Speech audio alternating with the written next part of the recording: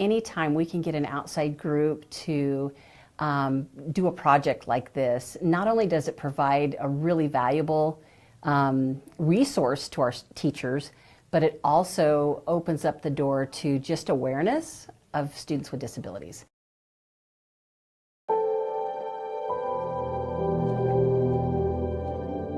The project idea came from a boy in the neighborhood.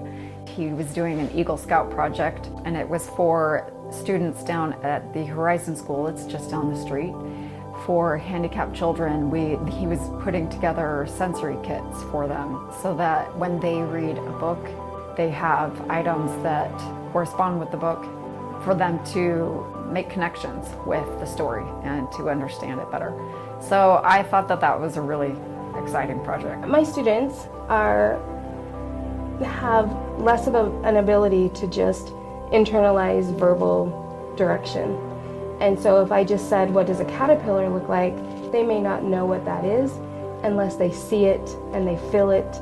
And so a sensory story has items that they can touch and feel and smell so that they can really understand what that is.